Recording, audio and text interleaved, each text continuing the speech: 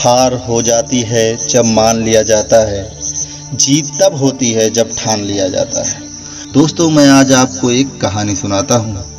उम्मीद है हम इस कहानी से बहुत कुछ सीखने वाले हैं।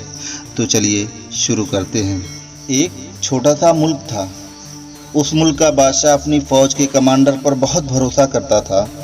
एक दफ़ा किसी बड़े मुल्क के फ़ौज ने उस छोटी रियासत पर हमला कर दिया। बादशाह बेहद परेशान हुआ।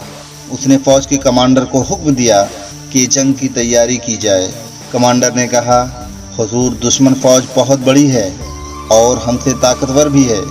उसके सामने जंग के लिए खड़े होना बेवकूफ़ी है।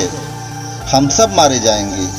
ये सुनकर बादशाह की परेशानी और बढ़ गई। उसने उस वक्त के एक बड़े संत से राब्ता किया और इस मुश्किल वक्त के लिए राय मांगी। उस संत ने कहा कि सबसे पहले तो आप कमांडर को उसके पद से हटा दीजिए। बादशाह ने हैरत से वजह पूछी। संत ने कहा, जब कमांडर ने पहले ही हार मान ली है तो फौज को हारने से कौन रोक सकता है? बादशाह ने पूछा, अगर कमांडर को ऐन वक्त पर मैंने हटा दिया तो फौज को कौन कमांड करेगा? संत ने कहा, मैं करूँगा। बादशाह ने सोचा कि अरे, इन्होंने तो कभी तलवार उठाई भी नहीं होगी, तो ये क्या जंग लड़ेंगे। लेकिन बादशाह के पास और कोई चारा भी नहीं था कि वो इतनी जल्दी किसी और कमांडर को चुनता।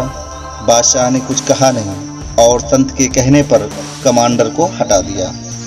फिर जंग की तैयारी शुरू कर दी गई। अब संत फौज को लेकर जंग के मैदान की तरफ बढ़े तो रास्ते में एक मंदिर पड़ा। संत ने कहा, तुम लोग यहीं रुको, मैं मंदिर में ईश्वर से पूछ कर आता हूँ कि हम जंग जीतेंगे या नहीं। लोगों ने कहा कि मंदिर में तो सिर्फ मूर्तियां हैं, ईश्वर से कैसे पूछेंगे। संत ने कहा, मैं बरसों से तपस्या करता आया हूँ, मुझे इशारा मिल जाएगा। अब फौज बाहर इंतजार में खड़ी थी और संत मंदिर में चले गए। कुछ देर के बाद वो बाहर निकले और मुस्कुरा के बोले कि ईश्वर ने कहा है कि अगर रात के वक्त मंदिर के पीछे से रोशनी दिखाई दे तो इसका मतलब जीत तुम्हारी होगी। अब फौज जी जान से उस रात का इंतजार करने लगी। रात होते ही मंदिर के पीछे रोशनी दिखाई देने लगी। पूरी फौज में खुशी की लहर दौड़ गई और वो पूरे जोश और हिम्मत के साथ मैदान जंग में उतर पड़े और इस जोर की लड़ाई लड़ी कि दुश्मन फौज के पांव उखड़ गए। एक लंबी जंग के बाद फौज ने फतह हासिल कर ली।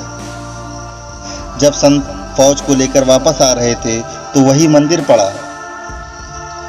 तब फौज ने संत से कहा, आपको ईश्वर से जाके धन्यवाद बोलना चाहिए, उनका शुक्रिया अदा करना चाहिए। संत ने कहा, नहीं, ऐसा कुछ भी नहीं है। फौज ने कहा, संत जी, आप तो बड़े ही एहसान फरामोश निकले।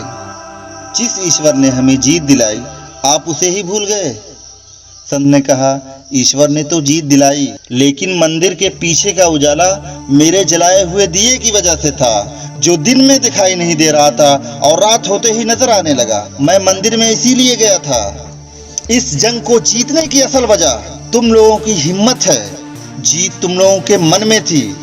तुम्हें यकीन हो गया था कि फतह तुम्हें ही हासिल होगी।